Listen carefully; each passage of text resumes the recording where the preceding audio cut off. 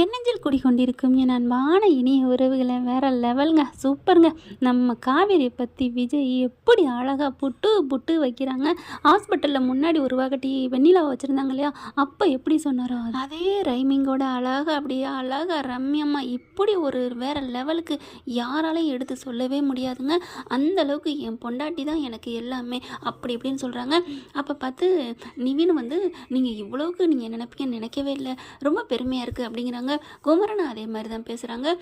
சொத்து பத்தெல்லாம் இழந்துட்டு வந்திருக்கீங்களே அப்படின்னு நிவின் சொல்ல, உடனே குமரன் இருந்துட்டு அது எப்படி நிவின் சொத்து பத்து இன்னைக்கு வேணான்னு சொன்னான்னு அதுக்காண்டி இல்லைன்னு போயிருமா? இப்போ நீனு தான் உங்கள் அம்மா கிட்டேருந்து சொத்து வேணான்னு சொன்னேன், அதுக்காண்டி உனக்கு இல்லாமல் போயிருமா?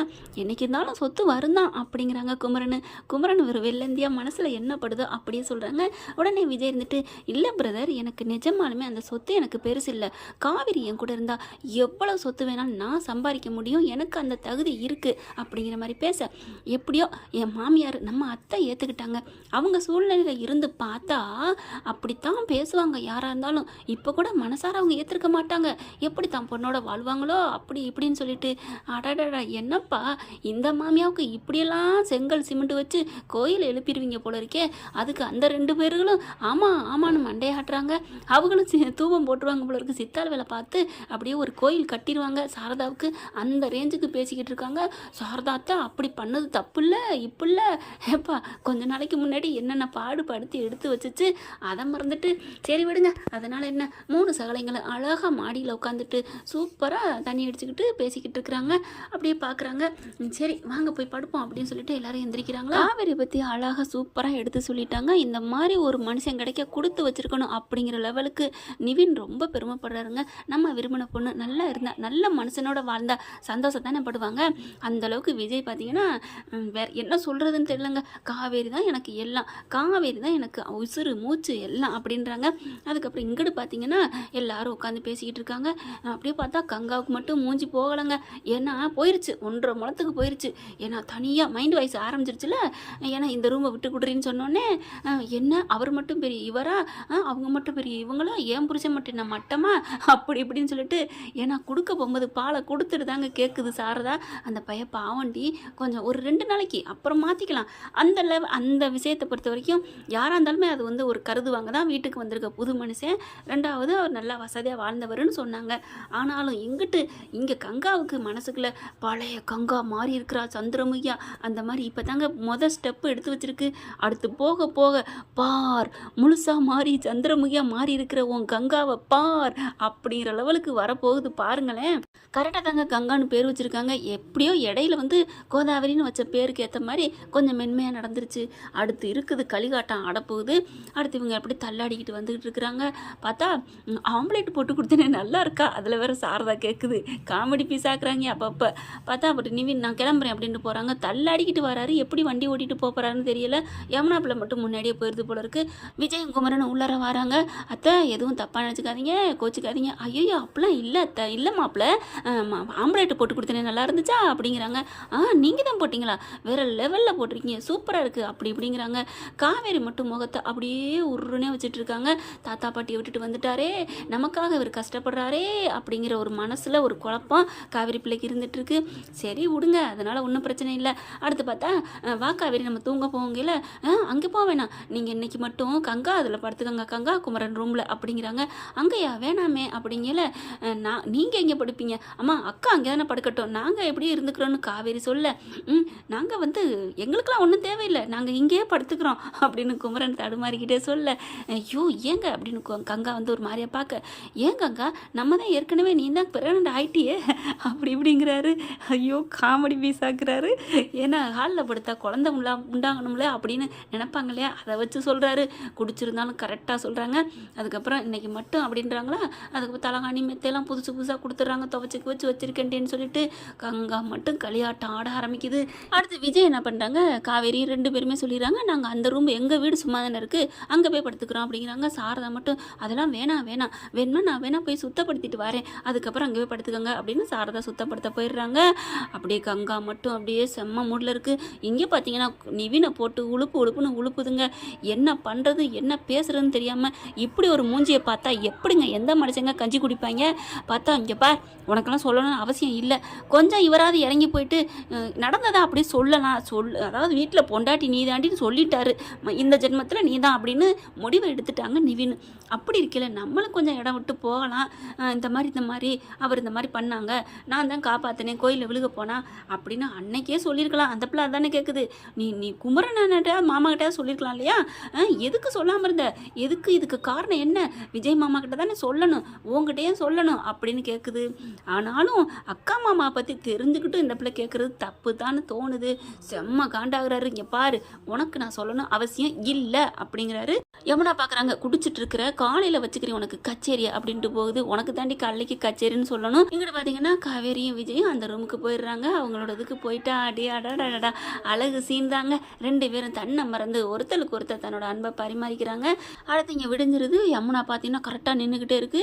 நிவின் எந்திரிக்கிறாரு. எந்திரிச்சா என்ன நின்றுக்கிட்டு இருக்காளே, என்ன கேட்க போகிறான்னு தெரியலையே அப்படின்ட்டு திரும்பி போகிறாரு. நில்லுங்க, நான் என்னமோ கேட்க போகிறேன்னு தெரிஞ்சு பயந்து தானே போகிறீங்க, அப்போ உங்களுக்கு என்ன நெஞ்சில் பயம் இருக்கா, தப்பு இருக்கா அப்படி இப்படின்னு கத்த. இங்கே பார், உனக்கு நான் பதில் சொல்லணும் அவசியம் இல்லைன்னு சொல்லிட்டேன் அப்படின்னு நிவின் போக கையை பிடிச்சி இழுத்து, எனக்கு பதில் சொல்லியே தீரணும். என்னடி உனக்கு பதில் சொல்லணும் அப்படிங்கல, உங்ககிட்டயும் அவள் கர்ப்பமாக இருக்கதை சொல்லணும். இதுக்கு என்னடி பண்ணுறது? யதார்த்தமாக நான் போய் பார்த்தேன், அவள் விழுக போனால் நான் காப்பாற்றி கூப்பிட்டு போனேன், ஆஸ்பத்திரிக்கு போனேன், அங்கே தெரிஞ்சிச்சுடி அப்படிங்கிறாங்க. அதெல்லாம் எனக்கு தேவையில்லை, உங்ககிட்டயும் சொல்லணும் அப்படிங்கிறாங்க. இதுக்கு நான் என்னடி சொல்லணும் அப்படிங்கல, சொல்லுங்க, தைரியமாக சொல்லுங்க, அந்த குழந்தைக்கு அப்பேன் நான் தான், அதனால தான் அவள் என்கிட்ட சொன்னா அப்படின்னு சொல்லுங்க அப்படின்னு யமுனா சொன்னா. அட்டி பலார்னு சப்புன்னு கொடுத்துட்றாரு. சீ வாய மூடி, உனக்கெல்லாம் அறிவு இல்லை, அவன் மேலே என் சுண்டு விரல் படுமா, அந்தளவுக்கு அவன் என்ன மோசமான நினைச்சேன் அவன் அக்காவை அப்படி இப்படின்னு கத்துறாரு.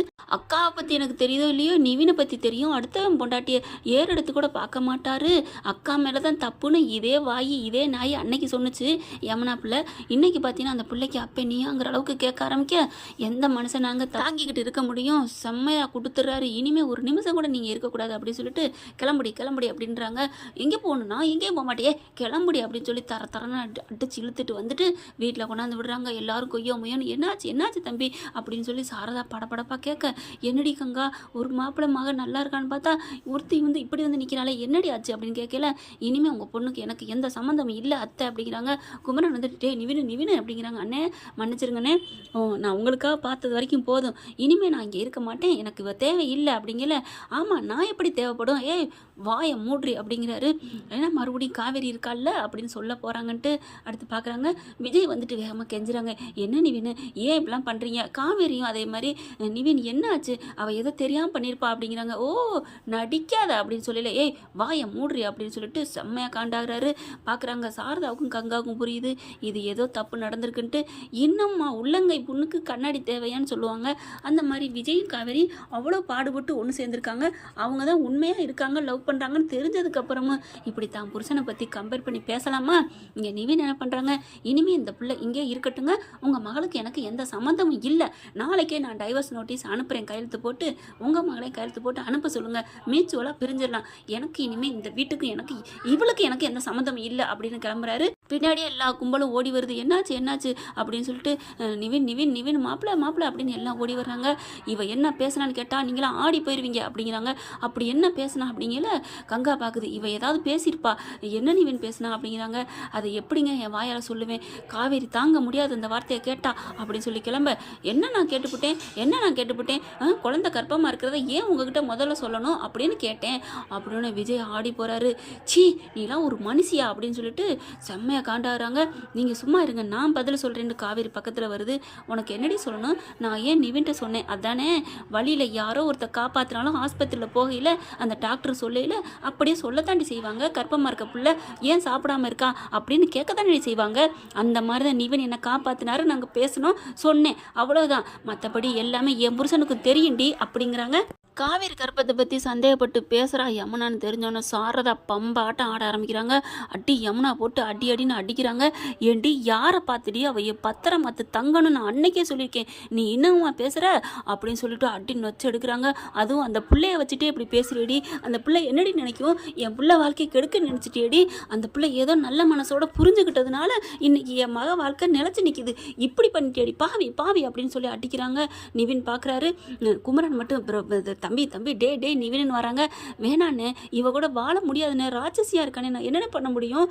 என்னை பற்றி காவேரியை பற்றி விஜயை பற்றி களங்கப்படுத்திட்டாலே அந்த மனுஷன் என்ன நினைப்பாரு அப்படின்னு சொல்லிட்டு எனக்கு வேணாம் அப்படிங்கிறாங்க. சாரதா வராங்க. தம்பி நான் சொல்கிறேன்ப்பா, இவன் உனக்கு வேணாப்பா, இவ வாய்க்கும் இவ குணத்துக்கும் நீங்கள் வேணாம், நீங்கள் ஒரு அப்புறாணிப்பா, நீங்கள் ஒரு புள்ள பூச்சியாக இருக்கீங்க, எனக்கு நல்லா தெரியுது, நீங்கள் கிளம்புப்பா, நாளைக்கே நீ டைவர்ஸ் நோட்டீஸ் அனுப்பு, நான் கையெழுத்து போட்டு தர்றேன் என் மகட்டிருந்து அப்படிங்கிறாங்க. எல்லாரும் ஆடி போகிறாங்க. அம்மா நீலாம் ஒரு அம்மாவா, என்னடி நீலாம் ஒரு பொண்ணாவா நடந்துக்கிற, நீ பிசாசா நடந்துக்கிற வரைக்கும் அந்த புள்ள வாழ்க்கை ஏண்டி கெடுக்கணும், நீங்கள் போங்க தம்பி அப்படிங்கிறாங்க. யமுனா போட்டு சாத்துறாங்க. காவேரி என் மூஞ்சிலே முழிக்காத அப்படின்றாங்க. விஜய் அப்படியே உறைஞ்சி போய் உட்காந்துருக்காரு. ஏன் யமுனா, ஏன் இப்படி யமுனா அப்படி பண்ணுறா, என்ன காவேரி இப்படி பேசலாமா, இவ என்ன அப்படிங்கிறாங்க. சின்ன பிள்ளைன்னு நினச்சோம், இதுக்காக இவளுக்கு நம்ம பாடுபட்டு கல்யாணம் பண்ணி வச்சோம் அப்படி இப்படின்னு சொல்லி புலம்புறாங்க. காவேரி இந்த பாருங்க, நீங்கள் எதுவும் நினைக்காதீங்க, அவள் கிடக்குறா அப்படின்னு சொல்லிட்டு ரொம்ப தேத்திட்டு இருக்காங்க. சாரதா வந்து தம்பி மன்னிச்சுக்கோங்க தம்பி, அவளுக்காக நாம் ஐயா அத்தை விடுங்க, அவள் ஏதோ புரியாமல் பேசுகிறா அப்படின்னு அப்பவும் கூட சப்போர்ட்டாக தான் பேசுகிறாரு. ஓகே ஃப்ரெண்ட், பார்க்கலாம் என்ன நடக்க போகுதுன்னு. இந்த பதிவு உங்களுக்கு பிடிச்சிருந்துச்சுன்னா உங்கள் பொண்ணான கையில் ஒரு லைக்கை போட்டு சப்ஸ்கிரைப் பண்ணிடுங்க. Thank you friends.